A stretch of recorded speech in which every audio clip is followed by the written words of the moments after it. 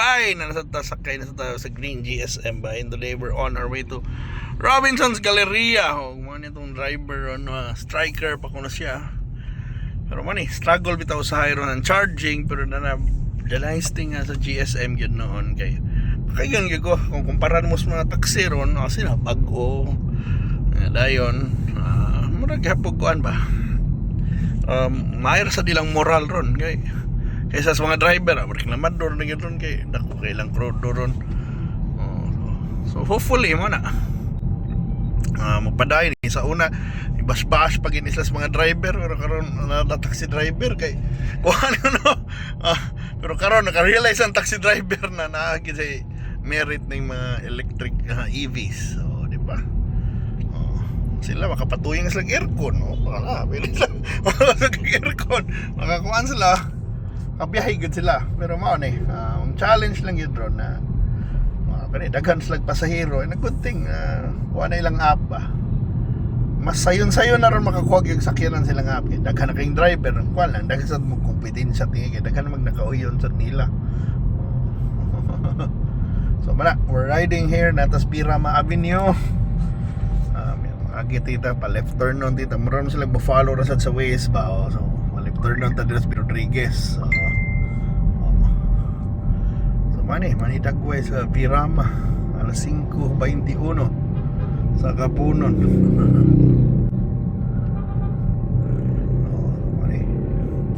So our Green GSM ride.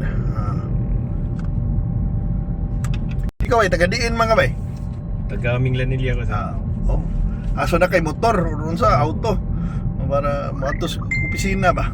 Motor. Wala motor. Dool naman sad kay na naman dihang SRP ra sad.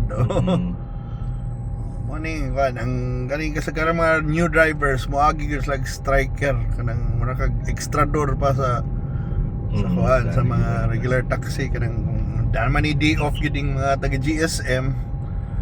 Ihatag sa ila atong mga units na nagdagan. Kaya naman ginay day off kada team or kada empleyado, that's like usa ka adlaw na day off. So which is one sad. Basi ka ni striker di mo nasa mo day off ba or di ka mo day off? Narada nimo striker pa ka. Ay mo pahuway ka. Naman si uban na gina driver gali na regular di man sad mo day off di sila ganahan ipagamit lang unit sa striker, unsa sa ni sila. Di ba, pero daw ang uban sad kay ganahan man usay ma-timing good na labi na tong uban na day off Martes, di sila ganahan i-day off kay ilang ibiyahe ang ilang commission kuno kay naraman sa app di man ma-withdraw.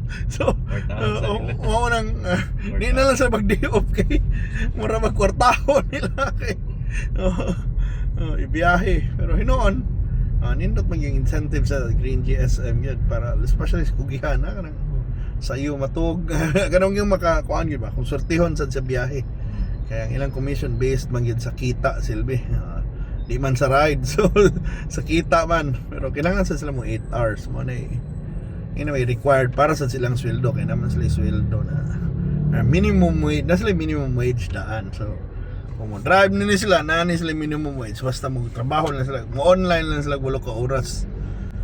Which is lahi sad na sistema ba kumpara sa taxi na karaan abang man na mahog wa sila amo, pero magabang sila kanabang kuan sila nagud gyapon amo, pero sila ray magbuot ba pero kinahanglan sila mobayad pila ang abang sa taxi. Plus labi na kung gasolina astang gasolina, of course bayaran nila. Kani sa ila wala okay kayo kuan lang kayo, lahi ilang sistema ba katong sa una na reklamong mga operator apan lahi man ni na sistema, di ba? This is not one employee empleyado ang ilang treatment ba na yung mga benefits o sweldo. So manay kuan ani mga big difference na mong gisad pwede na may itong ilahaw na lang na one. Although there are new mga taxi tingin na slowly investing ng mga operators investing in electric cars. Manay ko anang ana. Ang challenge lang noon ana kung ang sistema take home ang driver kaya po magpa kuryente sa ilang sakyanan or magpa-charge sa ilang kompanya pa karon. And hopefully madayon ang mga plano sa GSM na they have more charging stations kay masa na challenge sa mga drivers kay one man no, di ba? Usay di sila kami lahig layo kayo mo naghantod liluan rin ito naga because man tungod di ka kumpiyansa kay di man ma-charge. Yung mabukan sila layo kaya no, di pwede niyo pakyawon sa simala. pero mo na kuan gihapon manang nagyapon bintahe or disadvantage pero mali gina so far it's a good ning pagsud maayo ang pagsud sa GSM sa Cebu. Timing manindot na timing labi na ron na karong panahon na kalisod ang krudo kanaya na ba gasolina so kung na mo pag wala sa una mo yung sila mo dugang 600 ka auto matraffic ko no hindi nga kung pilar mo ng 600 kung tutusin pero wala mong diferensya kaya di man sila magpundos dan actually ganahan gini sila magdagan pero may or kundi wala maghuwat sila di man sila kuhan gini magdalagis traffic di man ang type na mangitag kuhan ba manguhan by the way mo na itong BRT nga na maghuwat ron magbus kay alas 5 naman libre na ng ubang labas basta ang ruta lang Cebu IT Park to El Curso via N. Bacalso Mambaling SMC side nagag options sa doon ng mga tao malagi nating uli na rin sa mga tao yung ubansan lagi mana init yung panahon so ganahan mag-taxi mag-auto kaning mga taxi biyahe maghapon sila pero mao lagi na kung mayon sila na nakuhaan nilang kita because mana kay ni mahal man gyud ang ilang mahog overhead kung negosyo pa nila nahug ang ilang gasolina halos ni doble na kumpara sa una so ang ilang full tank sa una half tank na lang na ron kaya ang gasolina ron more or less 100 na kana 100 106 113 mahal din Sa Shell Shell, Caltex ang pinakabarato ang Petron pero man naghihapon lagi mahug kasi 100 or naiuban makakita pa mong 98 sa una kuan ra guna 52 so halos doble na ang gasolina mas ni piait yun ng mga jeep kaya ang krudo sa una 5 di ba yan yung tug 50 karon 150 lapas so di triple imagine kung mag full tank sila sa una karon ka ng full tank 1/3 na namin wa increasing plate doon na mga ayuda mo na pero kinanglan mo lagi na iwano na nila ila pa siyang wasa ko kay ba sa sistema lagi ng ayuda kaya sa pagpalista kanang ba pero may challenge na sa ila pero ano laban pa manghihapon pero although ang uban wala nang biyahe na yung mga wakuno ng biyahe pero malagi unsa masay kung di ka mabiyahe kung wa kay alternatibo